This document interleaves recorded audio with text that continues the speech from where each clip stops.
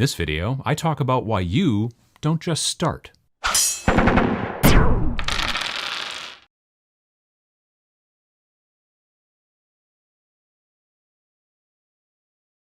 I'm going to sound like a cliche here, but as I get older, I believe that I start to see things in general, life, whatnot, a little bit more clearly.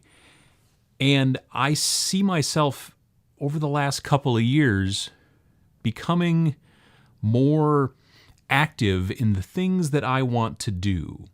Everybody's got hobbies, mostly. Even if you just sit and watch television all the time, that's technically your hobby, you know.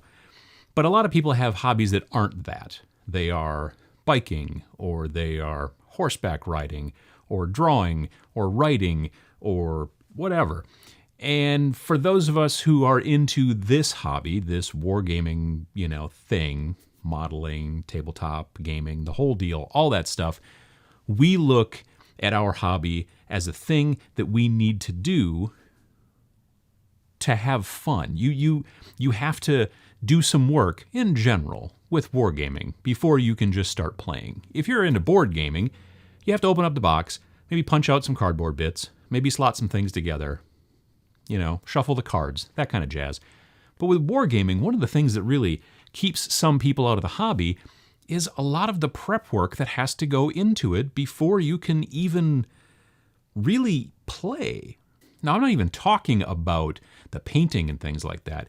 Most of the games that we're into, you have to at least build the people. They come on the little sprues and all that stuff, and you can't just throw the sprue on the table and start playing. You've got to at least clip them off and sort of glue them together. And there are levels, obviously. There are people who get very into filling in all the gaps, and there are people who like to scrape off all the mold lines. I like to do that myself. I'm not super into gap filling sometimes, unless it's a really bad gap. But man, there's a lot of work, and it can put people off. People can be like, I'm just not interested in that hobby because of all the work I have to go through, which is one of the reasons why there's a lot of people that like to play video games. You buy the thingy, you bring it home, you plug it in, and you start playing. But there are people out there, myself included, who really love the concept of tabletop wargaming. They love the craft of the building and all that kind of stuff, and then getting into the painting, and then they love getting into the gaming and all and the strategy and all that stuff. Or so they think. They actually love the concept of all of that.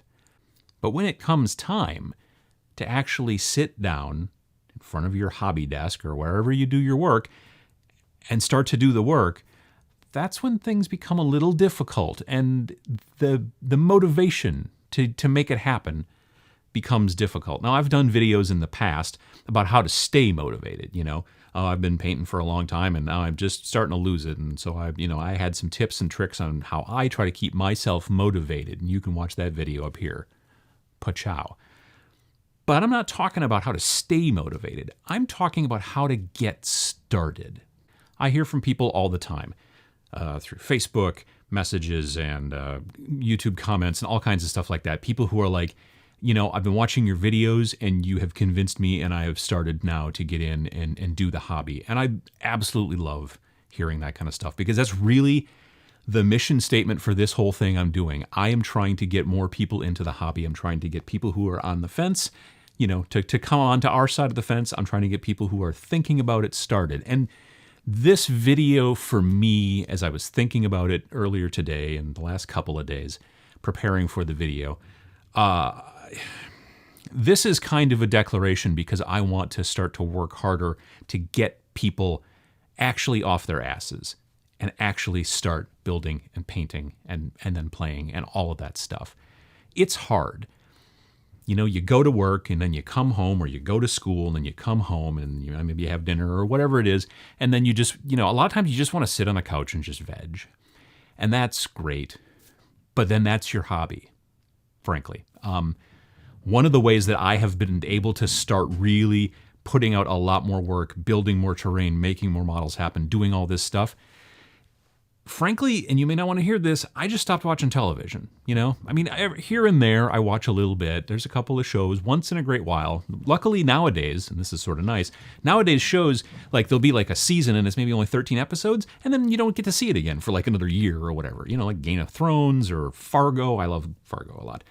But the benefit is that once you've watched those shows, okay, you're not going to see it for quite a while. But the fact is if you really get into TV and that's your thing and you have to watch all the TV and you're like, I don't have time to paint because I'm watching so much television. Well, then that's your hobby. Television's your hobby. That's fine. As long as you understand that that's your hobby, you're fine.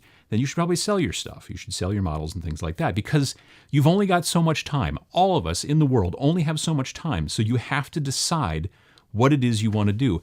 And, to be fair, there are people out there, I'm not one of them, but there are people out there who can watch TV and also paint at the same time.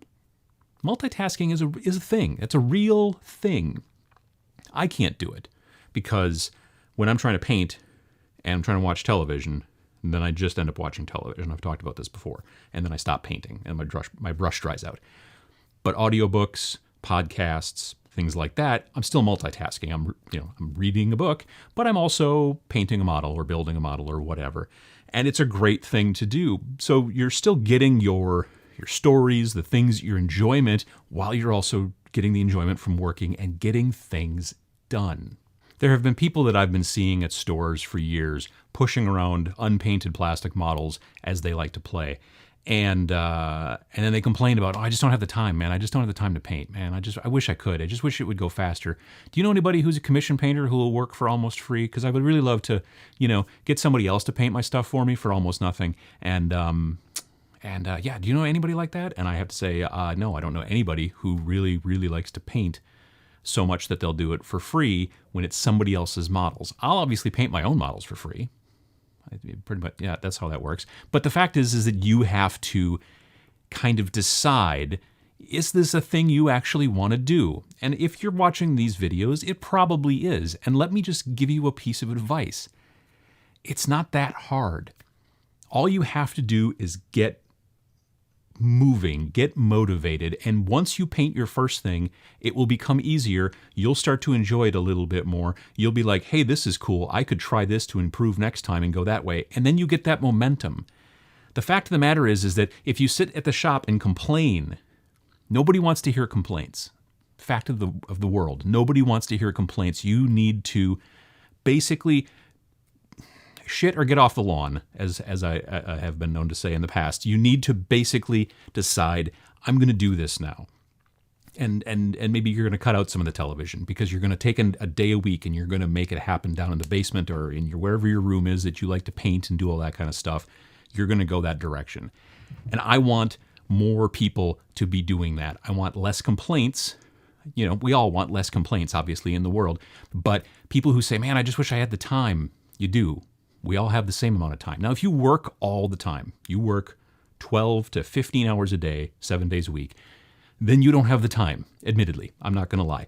But if you work a normal job like many of us do, maybe it's first, second, third shift, who knows, or you go to school a certain amount, well, maybe now is not the time if you don't have the time, even though, you are using as much time as all the rest of us, that whole 24 hours a day thing.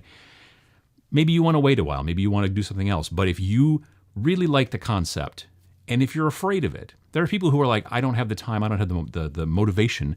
There are other people who are saying, I'm concerned about starting. I don't. It's nervous, and it can be. You're putting paint onto a model. That's it's not digital. You can't Control Z and back out of it. You can strip stuff. Really, don't be afraid of putting some paint on a model. And I'm going to start talking more about that very soon.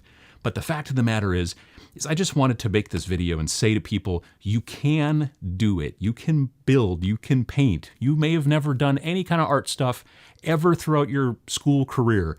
It's not hard. Watch some of the videos that I've done in the past about that kind of stuff. Watch other people's videos.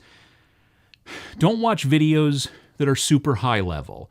Don't watch videos. I mean, you can, but don't take too much credence with videos where they're like, well, this is how we do, 3-brush wet blending. I don't even know if that's a thing. When you're just starting out, find out, how do I go from primed to base coated? I want to see a video about that. Like I said, I've kind of got this sort of bug in my bonnet about this right now, and I'm going to start doing more things about how to get from zero to going. Because the fact of the matter is that you're going to start out and you're going to not be great, but you're going to get better as you go along.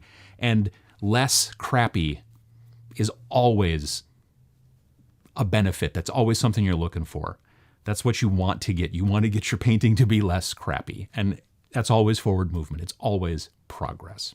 So I apologize for being maybe a bit harsh, but the fact of the matter is that if you say that you want to be in this hobby and you want to paint a bunch of stuff and you want to get things done, you actually have to do it. You don't have to talk about it. You don't have to think about it a lot. You have to sit down and actually put glue on a model. You actually have to put paint on a brush and make it happen. It's not the hardest thing in the world. It's not even close. It's pretty simple. And if you do it the first time and you go, well, you know, I could do better. I could maybe do this a little bit better. I could maybe do this better on the next one.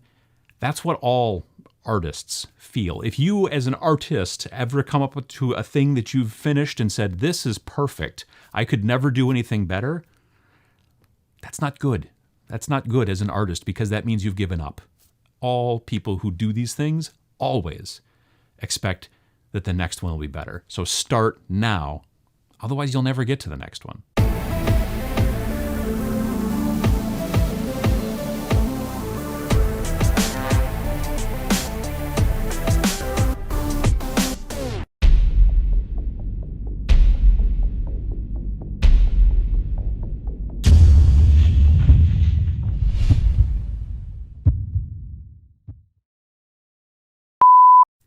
There are people out there that I see at stores who have been pushing around plastic